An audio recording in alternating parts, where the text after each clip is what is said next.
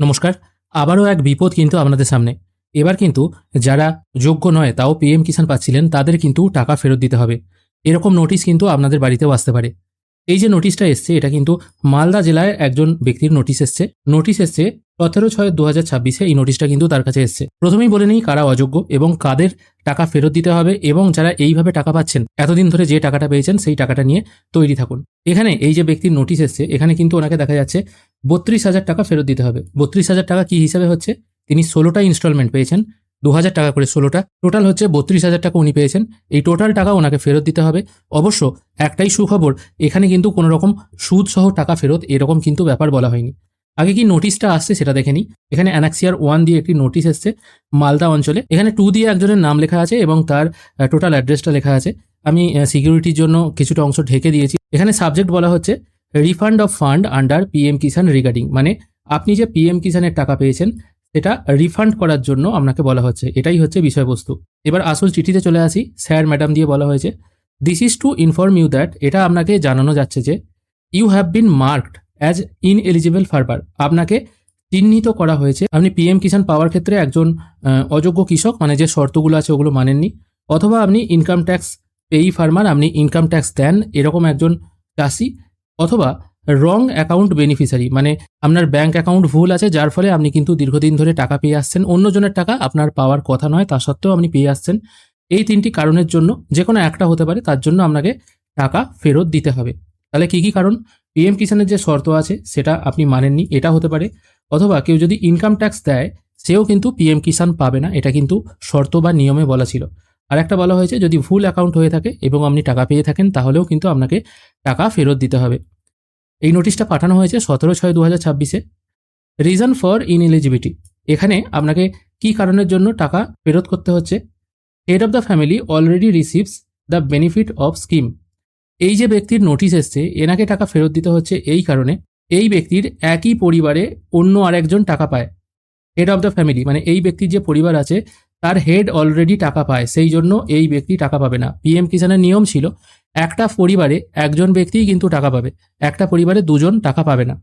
এক্ষেত্রে এই ব্যক্তির একটা পরিবারে একজন অলরেডি টাকা পাচ্ছে, সেই জন্য তিনিও অ্যাপ্লাই করেছিলেন, মানে দুজন অ্যাপ্লাই করেছিলেন আর কি, আর একজনও টাকা পাচ্ছেন, সেই জন্য পরিবারের হেডই শুধু টাকা পাবেন, অন্যজন টাকা পাবেন না। যেহেতু ইনি পেয়েছেন সেই জন্য এনাকে টাকা ফেরত দিতে হবে। এবার এনাকে কত টাকা ফেরত দিতে হবে? এখানে টোটাল এনাকে 32,000 টাকা ফেরত দিতে হবে। কতগুলো কিস্তি? টোটাল 16টা কিস্তি যে পেয়েছিলেন, 16 × 2,000 মানে টোটাল 32,000 টাকা এনাকে ফেরত দিতে হবে 7 দিনের মধ্যে। এই চিঠি পাওয়ার 7 দিনের মধ্যে ওনাকে টাকা ফেরত দিতে হবে। দিয়ে কোন অ্যাকাউন্টে টাকা ফেরত হবে সেই অ্যাকাউন্টের ডিটেল কিন্তু এখানে মেনশন করে দেওয়া আছে। এটা কিন্তু শুধুমাত্র মালদা জেলার জন্য। মনে রাখবেন, এবার অনেকে ভাবতে পারেন আমার ভিডিও দেখে আমিও অযোগ্য, আমি সরকারি চাকরি করি তা সত্ত্বেও পিএম কিষাণ পাচ্ছি, তাহলে নিশ্চয়ই আমাকেও ফেরত দিতে হবে। তো আমি একটা কাজ করি, আমি আগে ভাগেই ফেরত দিয়ে দিই। এটা করবেন না, আপনার বাড়িতে আগে চিঠি আসুক, আপনাকে অযোগ্য বলে তারা প্রমাণিত করুক, তারপর আপনি ফেরত দেবেন, এই মুহূর্তে ফেরত দেবেন না। তাছাড়া এটা কিন্তু মালদা জেলার একজন ব্যক্তির চিঠি, সেক্ষেত্রে প্রত্যেক জেলায় নিশ্চয়ই আলাদা আলাদা নোডাল অফিস থাকবে, সেক্ষেত্রে আপনাকে যদি চিঠি করে সেই অ্যাকাউন্টেই টাকা ফেরত দেবেন। এই মুহূর্তে ইন্টারনেট সার্চ করে কোথায় টাকা ফেরত দেবো এরকম কিন্তু কিছু করতে যাবেন না। এবার এই যে টোটাল 32,000 টাকা এই ব্যাংক অ্যাকাউন্টে আপনি দেবেন, এটা আপনি ব্যাংকে গিয়েও দিতে পারেন, আপনি অন্যভাবেও দিতে পারেন। ব্যাংকে টাকা জমা দেওয়ার পর আপনার কি কাজ আছে? আপনি যেটা জমা দিলেন এই রিসিটের একটা জেরক্স কপি নিয়ে আপনাকে ব্লক অফিসে গিয়ে জমা দিতে হবে। ব্লক অফিসে কার কাছে জমা দেবেন? Office of the assistant director of agriculture of the block, আপনার ব্লকে যে এগ্রিকালচার অফিসার আছে তার কাছে জমা দিতে হবে। তার সাথে ব্যাংকের ডিটেল, ব্রাঞ্চের নাম, অ্যাকাউন্ট নাম্বার, আইএফএসসি কোড, কত টাকা রিফান্ড করেছেন, কবে রিফান্ড করলেন, রিফান্ড যখন করেছেন সেই ট্রানজাকশন নাম্বার বা ইউটিআর নাম্বার, এই সমস্ত কিন্তু তথ্য আপনাকে পুট করতে হবে এবং তার সাথে দেখা করতে হবে।